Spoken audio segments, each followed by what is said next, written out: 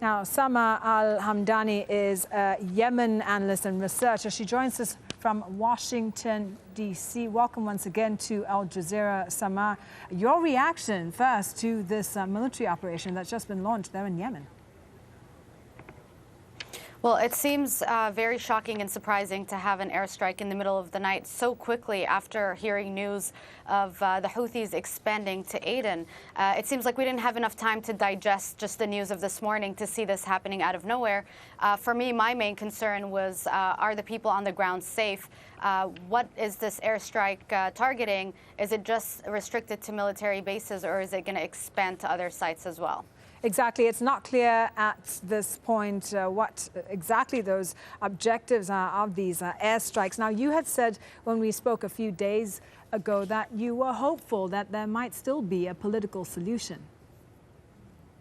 Yes, I was hopeful that there was a political solution. I think that if Saudi Arabia and their allies decided to engage the Houthis in a proper dialogue, that there was a way for this. I definitely think that this airstrike is a bit hasty and rushed.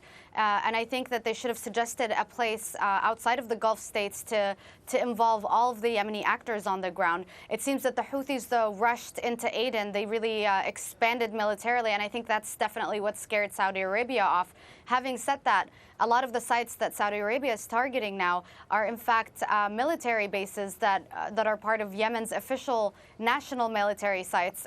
What I'm worried about is after all these airstrikes, of course, besides the casualties that might result out of this, out of all these airstrikes, would Yemen's military infrastructure be entirely destroyed? That's really scary, considering that we have several militias on the ground in Yemen, and we have Al-Qaeda in the Arabian Peninsula and now ISIS on the ground. With the Houthis, who are the main enemy of Al-Qaeda in the Arabian Peninsula, if they are, in fact, significantly weaker, what does this mean moving forward in Yemen? Yeah, could this sort of attack just add fuel to the fire there? Oh, absolutely. I think just hearing people's responses today, it's the middle of the night, everybody's scared and terrified, and everybody on the ground knows that this is definitely unnecessary for the time being. It's definitely shocking. It is scary. We also don't know how effective it's going to be in limiting the influence of the Houthis on the ground. I think that everything happening now could actually be used by the Houthi group to gain more support and have more recruitment for their cause than any other time before.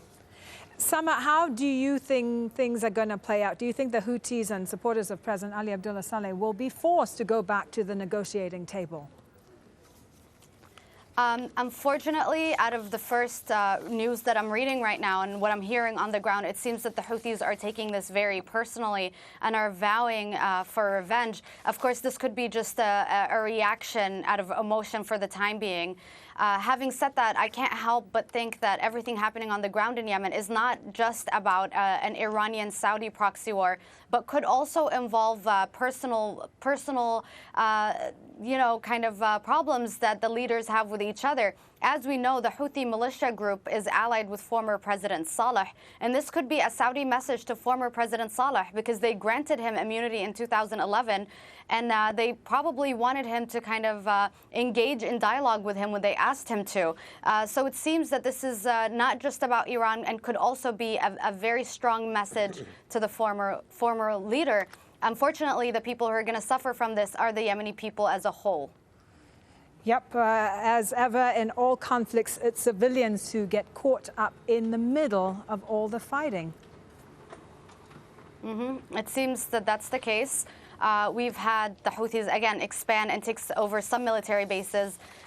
This is very scary because the speaker before me, I heard him speak about how they're targeting airports. When you target airports in the city of Sana'a, in Sada, anywhere, if Sana'a airport is not a military airport, it's a civilian airport. What does this mean to people who are trying to flee from this conflict? Unfortunately, Yemen in the past year has seen nothing but a series of fleeing scenarios. For the time being, it seems that everybody on the ground is on lockdown.